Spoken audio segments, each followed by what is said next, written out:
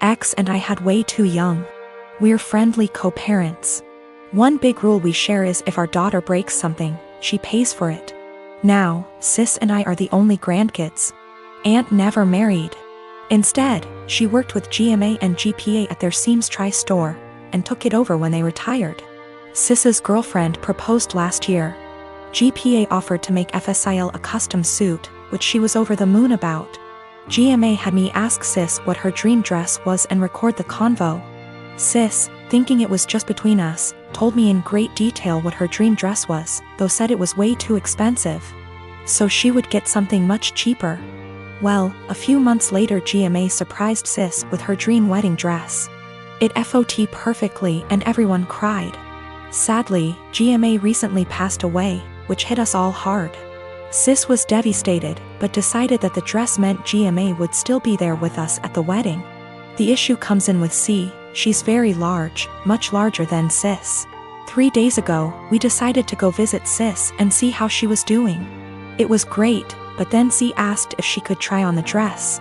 Sis politely said no. C made a face, but dropped it. Later, we decided to go grab dinner. Sis and I went to pick up our orders, but C decided to stay and play with Sis's dog. We got back, and the dress was destroyed. C had apparently tried to get it on, popping some seams, and got stuck. Instead of waiting for help, she cut her way out. The dress was hacked to bits. Sis was devastated and asked us to leave. I grounded C and called Aunt with some pictures, asking if it could be saved. She said there was no. She said she'd make a new one, but it wasn't the same. Then she dropped the bomb on me. GMA had hand-sewed most of the dress, used super expensive fabric, and put almost 500 hours in making that dress. Since it was the only family wedding we'd have. In total, the dress cost $12,000, give or take. C has about $15,000 saved from various jobs, as well as winning writing competitions. This was supposed to help her in college. I took her to the bank and set in motion transferring all the funds, since as her parent I still have control over it. $12,000 to Aunt to pay for the new dress. $3,000 to my sister's wedding, as an emotional distress tax.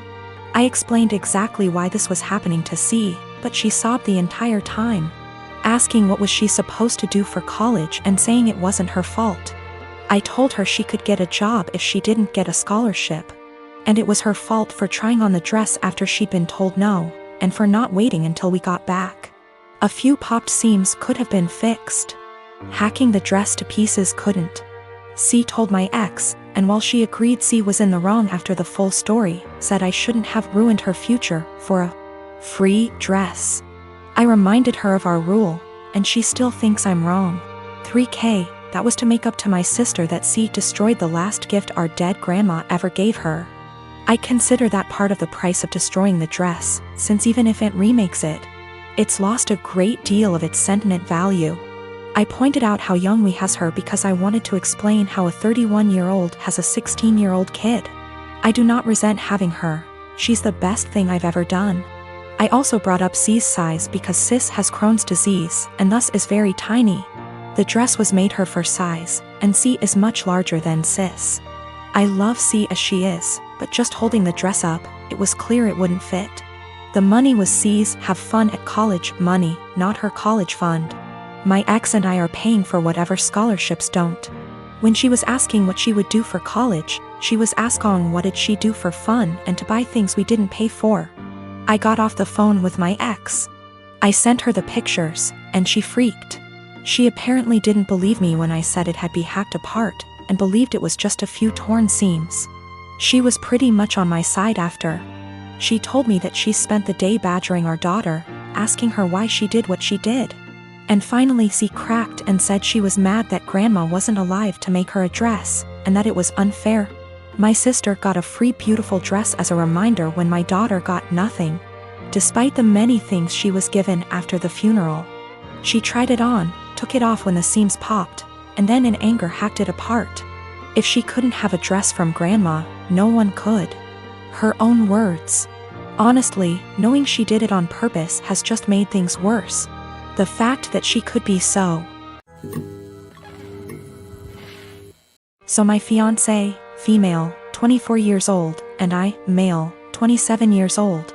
Got engaged in May and are currently planning for our wedding in August. It's worth mentioning that I'm the sole earner because my fiancé is still in university. I've saved up decent amount of money to afford the wedding.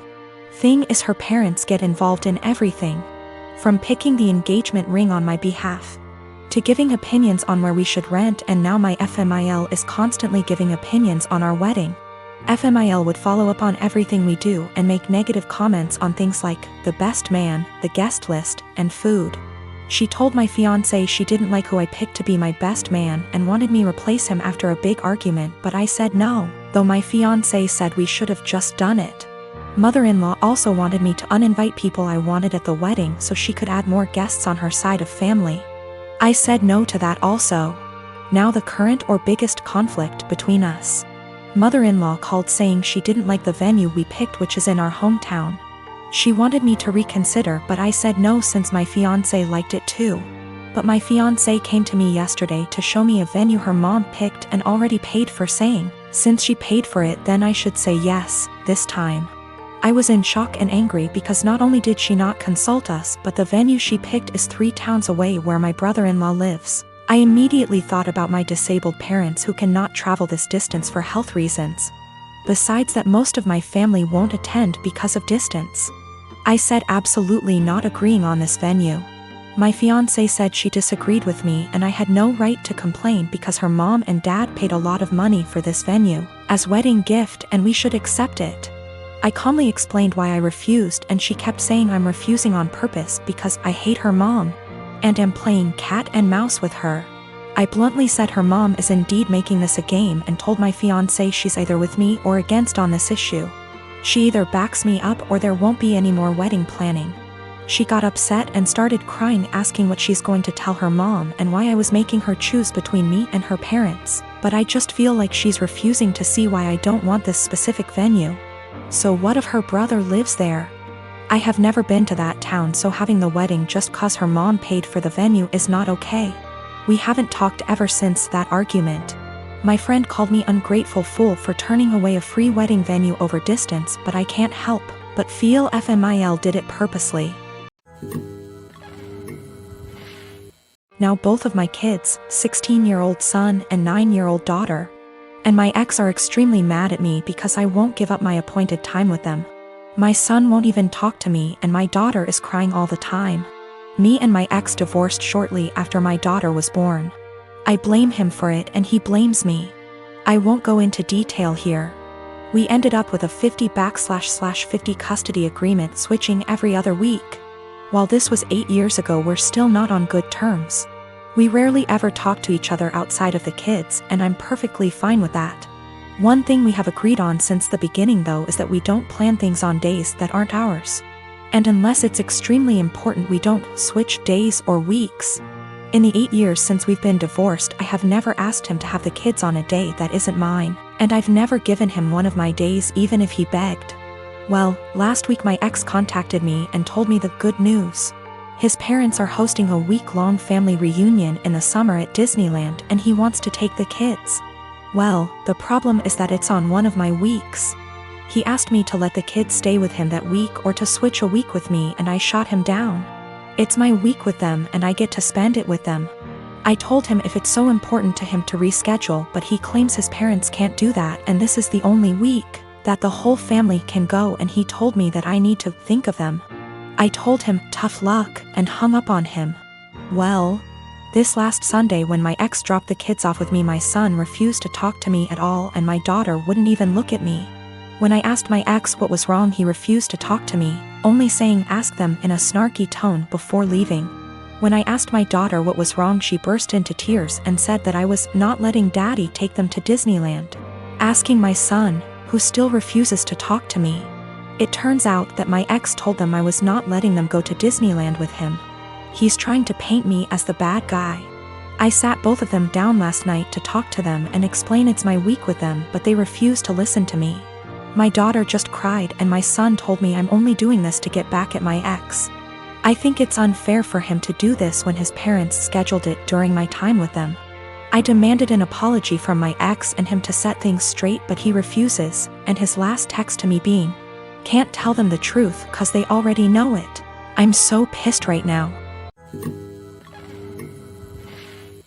My boyfriend of almost 3 years told me a series of white lies that to me seem more serious. Can't tell if I'm overreacting or if this is actually indicative of a bigger problem. My boyfriend and I have been dating for almost 3 years, living together for 2. We have a pretty good relationship, obviously with ups and downs, but we make it work and are happy. A little background on me and my boyfriend. I come from a single-parent home. My father was absent.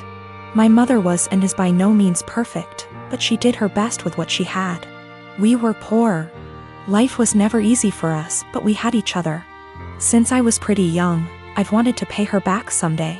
I've worked incredibly hard to be able to do so. I help her financially as much as I can and regularly pay her bills / send her cash. I'm also her only living child now, as my brother passed away 5 years ago, which basically left me to help her. I don't care, I love my mother, and the right thing to do is to help her when she needs it. But is stressful. This is relevant because my boyfriend described coming from a somewhat similar past, and it is something we have bonded over. Having the mutual experiences seemed to bring us closer.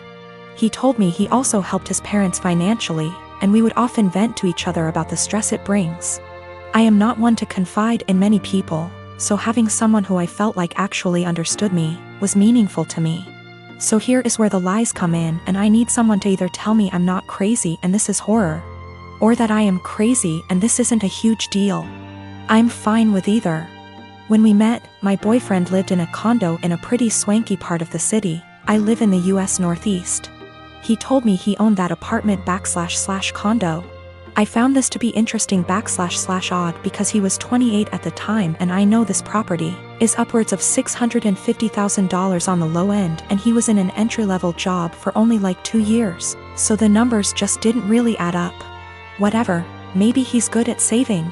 But then, since living together, I never once saw a piece of mail for a mortgage payment, electric bill, taxes, nothing. Not for 2 whole years. Very odd. Also, when we started living together, he didn't have his room rented out in the former apartment yet, so he was still responsible for that portion of the rent. He would send a Venmo payment to his mother on the 1st of every month for his portion.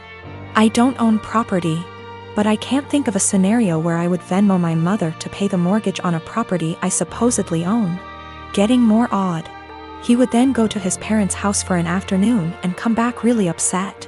Usually when I would ask why, it was because they were having financial problems and he needed to help them out. I totally understood this and supported him.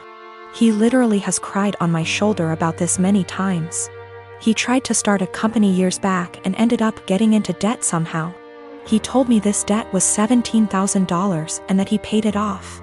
I'm confused because I met him only 2 to 3 years after the supposed debt accrued / company dissolved, and it was already paid off.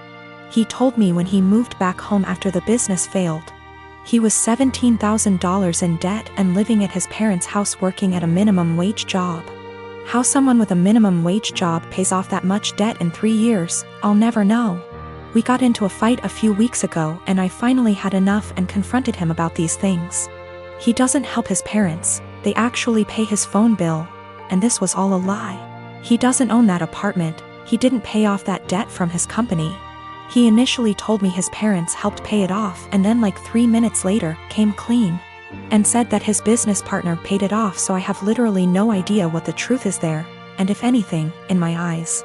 His parents are the ones who are financially supporting him. So now, I'm dating a 31-year-old man who doesn't pay his own phone bill, was lying to me and / or completely fabricating aspects of his life for 3 years.